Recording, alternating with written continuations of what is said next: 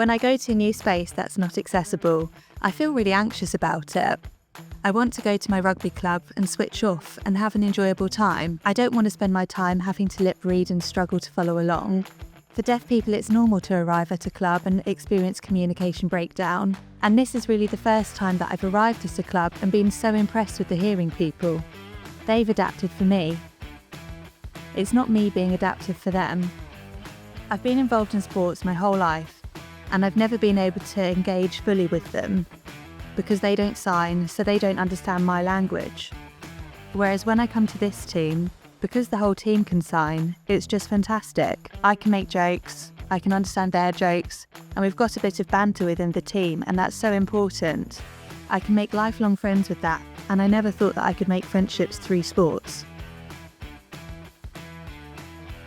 Bec Belles are an NT1 women's rugby team. What makes Bec Belles special is our inclusion, and at the moment the big thing is that we are an integrated deaf and hearing team. You can't say it's been an easy journey, but something we've definitely embraced. 3 years ago we were a small club and no one could sign. We didn't have any deaf awareness. Then we had 2 deaf players join, Beth and Harriet, and also a CSW who volunteered for us as well.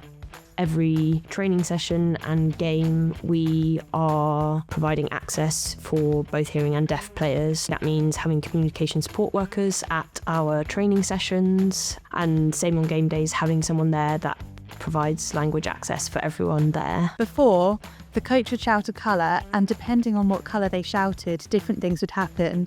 And I didn't know what colour was shouted and I couldn't follow. But now the coach will hold up a cone of different colours and I can follow along.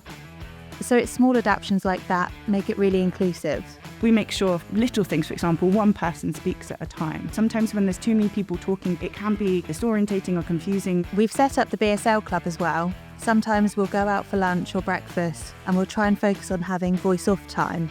So that means that in those social situations, it's fully accessible for everybody because nobody's talking. If you look at how many people have learned BSL, the friendships that have been made through this team are something really special. Sport is a big part of mental health. So if you can make that accessible for deaf people, then it means that their mental health can improve. You don't have to start at where we are. I think little by little you can create a space that is accessible for people.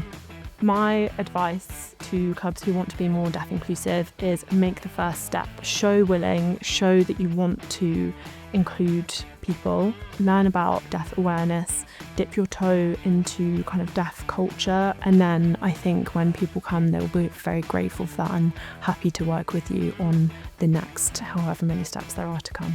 There's deaf awareness training out there. You know, a deaf organisation would be more than happy to do a bit of deaf awareness training in the first instance. If a deaf person wants to be in your team, ask them, what can I do for you? Find out what helps them, because deafness is such a spectrum. There are a lot of little things that you can do. Learning basic BSL signs, subtitling on your social media. I feel incredibly proud. Honestly, I love coming here and I think this has built a really lovely community. I don't know what I'd do without this rugby club now. I'm so proud of the team, I'm proud of all the individual players. For us to have been able to do this is something quite amazing. I'm still like, is this real? I'm not sure. I'm just in awe. I'm still in awe. Being at Belles has genuinely changed the trajectory of my life. Being at Belles has introduced me to an entire new community and culture that I didn't know of before. That is so rich in my life. Now I know a new language. My experience with getting to know our deaf players and their experiences has lit a bit of a fire in my belly for access and inclusion.